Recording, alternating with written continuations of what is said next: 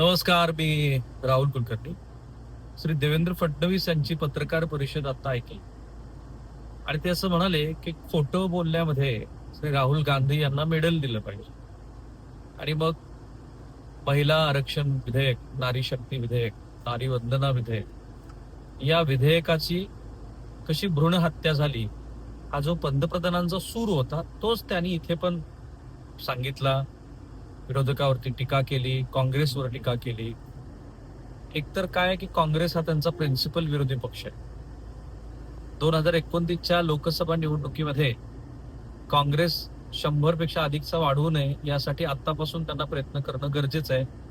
आणि म्हणून असं दिसतं आहे की जे विधेयक मंजूर होणार नाही याची जवळपास खात्री ही भाजपला एक दिवस आधीच आली होती. आणि म्हणूनच आपण बघतोय की एनडीए मधले घटक पक्षातले सदस्य जवळपास 20-22 जण गैरहजर राहिले. त्यांनी मतदानामध्ये भाग घेतला नाही. अर्थात त्यांनी काही फार फरक नसता पडला, कारण 354चा जो मॅजिक फिगर आहे 2/3 बहुमताचा, तो भाजपला गाठता आला नसता हे आता स्पष्ट झालं. मग काय झालं तर त्यांनी, कारण ज्या पद्धतीचं भाषण पंतप्रधान श्री नरेंद्र मोदी, गृहमंत्री श्री अमित शहा यांनी केलं, तर त्या भाषणामध्येच दिसत होतं की हे विधेयक हे मंजूर होणार नाही.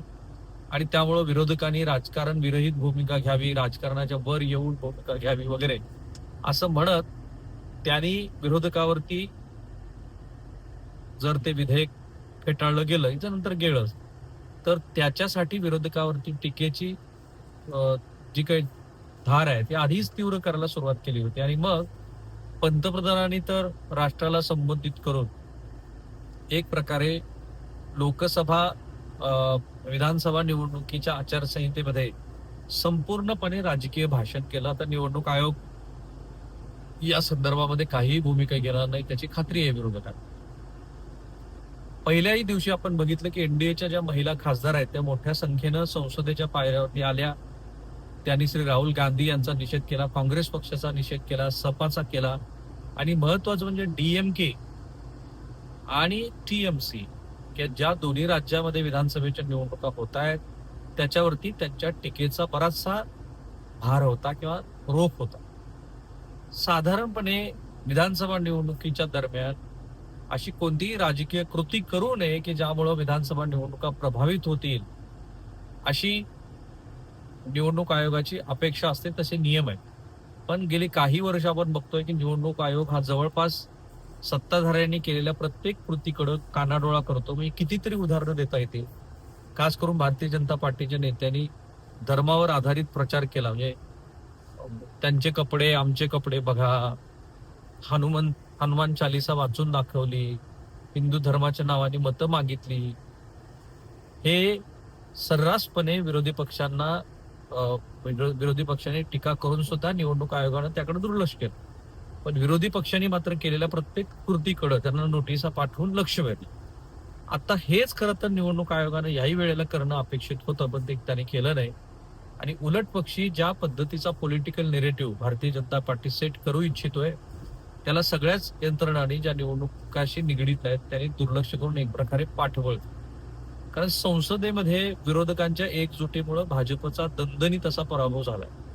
कारण दणदणीत अशा अर्थाने की 2/3 बहुमत, अधिक पॉलिटिकल नेरेटिव्ह, त्यानंतर प्रियांका गांधी वड्रा यांचं चांगलं भाषण, राहुल गांधी यांनी मिश्किलपणे केलेली टिप्पणी, आणि त्याला अमित शहा यांनी दिलं, प्रत्युत्तर द्यायचा प्रयत्न केला. पण एकूणच देशभरामध्ये नेरेटिव्ह जे सेट झालं ते नेरेटिव्ह हे सत्ताधाऱ्यांनी निवडणुका जिंकण्यासाठी केलेला आणखीन एक प्रयत्न होता अशा स्वरूपाचा.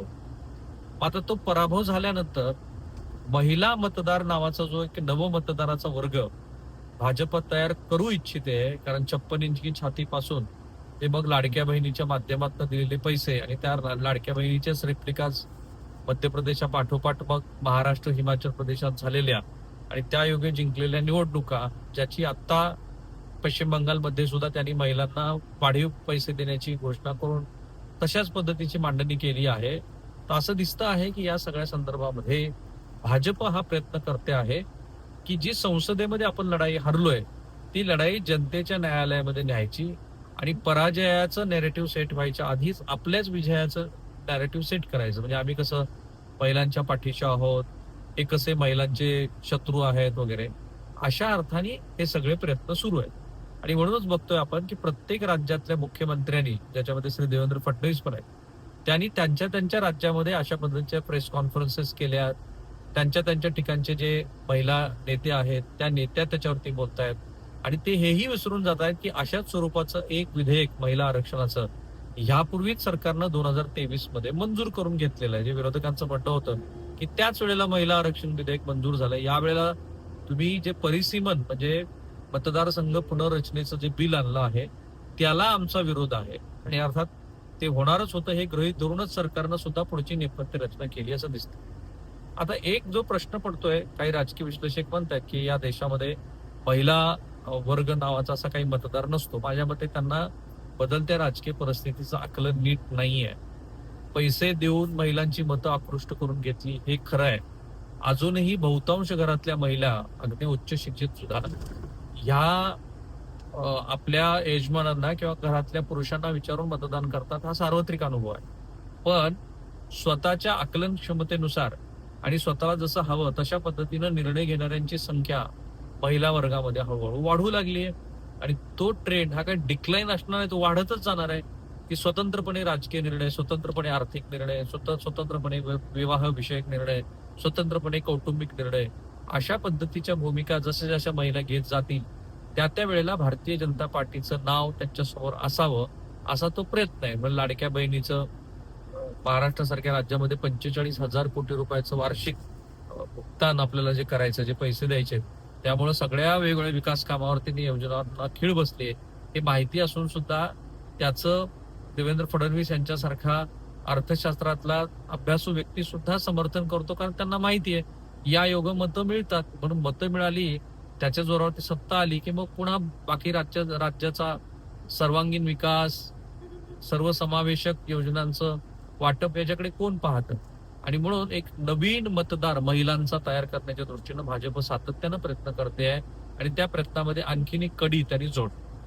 विरोधी पक्षाचं कौतुक एवढंच की त्यांनी आपल्यातली एकजूट कायम ठेवली आणि त्या एकजुटीमुळेच सत्ताधाऱ्यांना ज्या पद्धतीनं हे आपण बिल रेटून नेऊ असं वाटत होतं ते झालं नाही.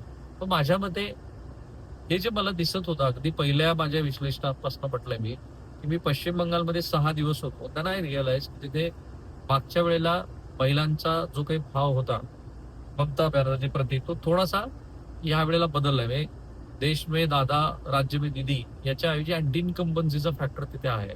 खरी लढाई तिथे SIR विरुद्ध अँटी इन्कम्बन्सी अशी सुरू आहे. त्याच्यामध्ये अगदी 2-4 मताचा टक्का जरी इकडे तिकडे झाला ना तरी निवडणुकीचं गणित बदलेल.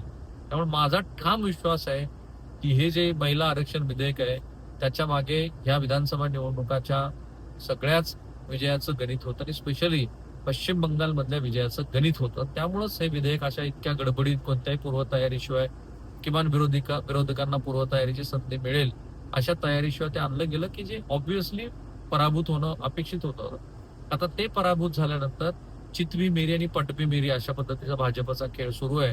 आणि कोणत्याही प्रकारे तुम्ही कसे महिला आरक्षणाचे विरोधक आहात आणि विजवी तुम्ही महिला विरोधक आहात अशा पद्धतीची मांडणी भाजप करू इच्छित. विरोधकांनाही त्याचं कळतच असं.